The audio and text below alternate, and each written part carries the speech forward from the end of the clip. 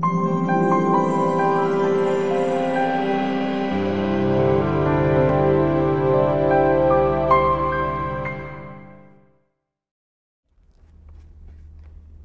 listen to this. Nothing is more real or more certain than that someday you will die. So no thought experiment is more realistic than this one. Do and say today what you would want to do or say on the last day of your life. For today may well be that day. Some days certainly will. And whatever you would not want to do or say on the last day of your life, don't do or say that today for exactly the same reason. Practice.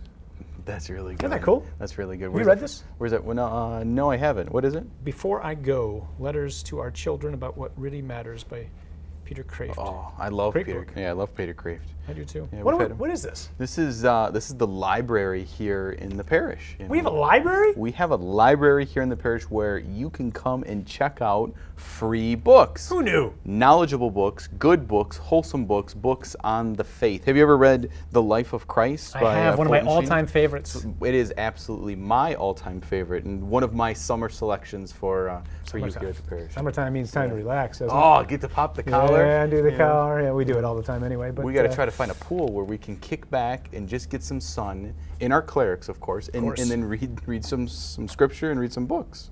So here in the parish, right behind the sanctuary, there are two rooms. One of the rooms is this library where we have a number of these books available. So a lot of us are traveling during the summer, or at least maybe those of us with kids. Not that you and I have kids, but time's a little bit slower. It's a great time to do some reading. We thought it might be worth just recommending a couple of books that we have in the library that are some of our favorites. That's right. So what else is on your docket for summer reading here? Oh, I got a medley, huh? So I got. Of course, you have a medley, Father. I love to read. He loves to read. I love to read. It's how I unwind. I would call you a nerd, but we'd be on camera, so I don't want. You just did. We're not on camera. Oh, sorry. All right, we got a thin book. Here's how I always judge a book by how much it weighs. You know, so when it falls and it makes that kind of noise, that's a heavy book, okay? But this heavy book, The Resurrection of the Son of God by N.T. Wright, the best, hands down, not even close, best book on the resurrection of Jesus you'll ever find. If you're looking for a great apologetic as to why the only historically plausible explanation for the spread of Christianity is the bodily resurrection of Jesus. Wow. Read that book. I haven't read it yet, so. Yeah, it's too heavy for you. It is too heavy. Okay, your turn. My it's turn. Like Christmas, we go back and forth. Well, I started off with one Fulton Sheen book, The Life of Christ, and now moving on to another Archbishop Fulton Sheen book, The World's. Don't you read anybody else? The World's First Love.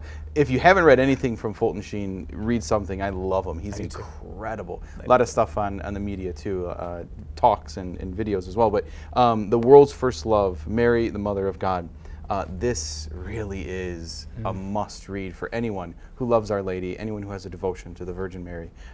Just incredible, just absolutely incredible. He just kind of walks through her life with a number of the the meditation scenes that we know from the Rosary so well. Just walks through her life and just points out how she is the Queen of all creation. Yeah, we've talked a lot. A couple months ago, we did a whole thing on Mary, right, and just how important it is for us as disciples of Jesus to have a relationship with her, and especially for us who belong to a parish under her patronage. If you don't know her, that really is a great book. Yeah, I say this a lot, I know, but this really might be the single best book I've ever read in my life. So The Gift of Faith by Father Tadeusz Dijscher, a Polish priest. Skip the foreword. The foreword's, no offense, but the foreword kind of puts people, it loses them. So don't read that, just go right into the book. Especially in this year of faith, it's one of those books you just dip the whole thing in a yellow highlighter because it's that good. So let me give my testament of that book. I come to the parish, Father recommends it to me, never even heard of Father Dijscher. So I read it first month here in the parish. I cannot recommend it enough. It is incredible. I tell good stuff, right? It is incredible. Most But you do recommend a lot of books, Father. I gotta say, I gotta be honest. And so my Amazon account is just building and building and building. So sorry. Yeah. So my next book is actually for many of the young adults here in the parish, George Weigel's Letters to Young Catholics.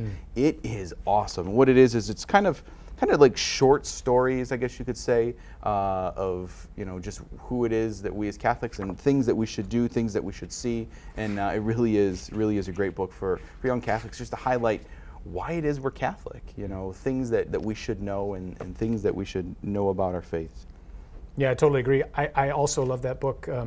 There's that. He's got the, what's the other one? The Courage to be Catholic that he wrote, which is also about the same size. Yeah. Another tremendous book. If you're looking for something a little different, this is an amazing expose.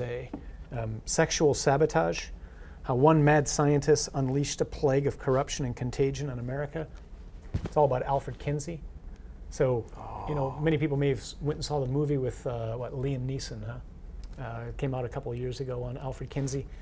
Kinsey is one seriously messed up dude. I can't even read out loud things this guy did. So he's a professor at Indiana University, who is largely single-handedly responsible for the mess that we're in sexually in our culture. Yeah.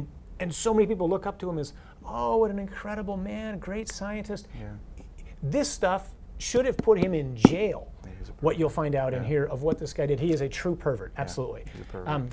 It's a really extraordinary read, just to kind of get an insight, some background as to how we got to the place that we are. Yeah, that's great. I should step on that book. So how is it that we check out a book? We come into the library, right? We find a book, say we're going to select Letters to a Young Catholic by George Weigel. Inside the book, you will find one of those old-fashioned checkout cards that you would find in your old library, right? You fill it out with your name, the date that you're checking it out, and your phone number. You put down your phone number just so that if you are late returning it, which is very often, we can find you. We can find you. The fine volunteers here in the library, they can call you and say, hey, Mr. Mateja, your book is overdue. Could you please return it? So then you fill it out, and then you bring it over here to the circulation box. You place the card into said slot, and then you take out a due date card. Here is the due date card right here, and it does have the due date on there. It is 3 weeks after you have checked the book out. So you have 3 weeks to read a book. You might need 6 weeks to read Father John's recommendations. Certainly for that book. Yeah, you probably want to double book. But that nonetheless, you have 3 weeks to check books out. We also have a number of CDs and DVDs and other things. We have children's books, books for the kids.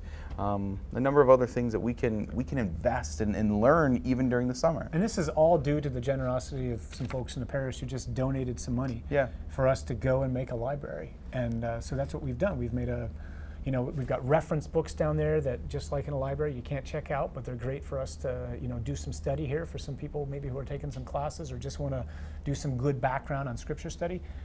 And we've got, as you can tell from some of the selections we've made here today, a whole gamut of books in the library. Do everything you can to make time over the summer, right, to read. Right. Refresh the mind, put some good truth into it, read some good stuff. By all means, relax and enjoy the summer. We here in Michigan, we need the sun. Get out and enjoy the sun, but we also have to invest in our faith. We have to learn about Christ, learn about the faith, and read. And as Father John said, engage the mind. And so we here in our culture today, we're so engaged in technology, texting, movies, phones, etc. And so now's the summer time just to relax, but we have to give in and read and just enter into the faith. Slow down, just rest, Amen. Relax.